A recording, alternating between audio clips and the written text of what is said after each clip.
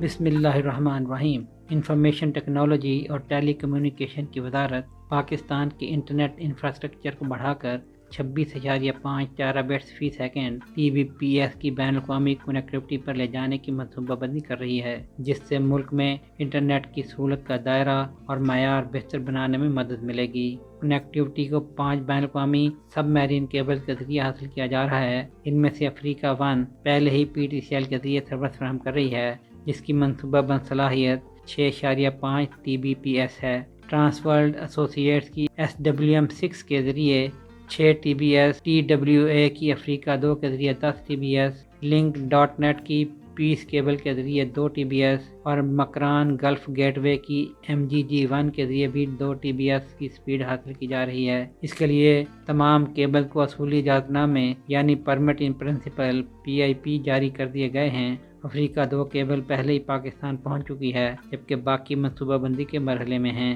وزیر مملکت شیدہ فاطمہ کے مطابق حکومت انٹرنیٹ تک رسائی کو بہتر بنانے کے لیے سیٹلائٹ پر مبنی رابطے کو بڑھانے پر بھی توجہ دے رہی ہے۔ اس سے قبل پاکستان میں صارفین کو براہ راست سیٹلائٹ خدمات دستیاب نہیں تھیں۔ سیٹلائٹ نیٹ ورک بنیادی طور پر بینڈ وڈتھ کی خدمات فراہم کرتے تھے۔ جنوری 2024 میں نیشنل اسپیس پالیسی متعارف کرائی گئی اور اس کے 1 ماہ بعد پاکستان اسپیس ایکٹیویٹیز رولز متعارف کرائے گئے تاکہ سیٹلائٹ سروسز کی توسیع میں آسانی ہو۔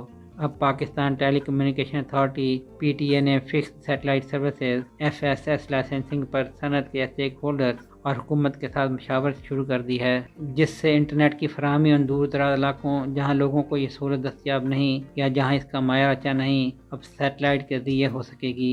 PTA نے FSS کے لیے سنگل لائسنس فریم ورک کا مسودہ تیار کیا ہے، جس کا مقصد صارفین کے لیے براہ راست سیٹلائٹ انٹرنیٹ سروس کو ریگولیٹ کرنا ہے۔ ڈرافٹ لائسنس پر فی الحال اسٹیک ہولڈرز سے مشاورت جاری ہے اور توقع ہے کہ موجودہ وائرلیس انٹرنیٹ اور لوکل لوپ لائسنس ہولڈرز کو متاثر کیے بغیر مستقبل میں سیٹلائٹ پر مبنی آپریشنز کو قابل عمل بنایا جائے گا۔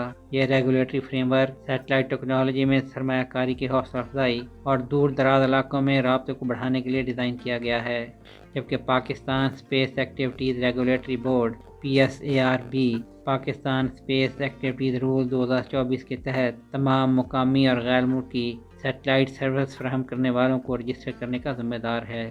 Sohail Shahryar, iPAK TV۔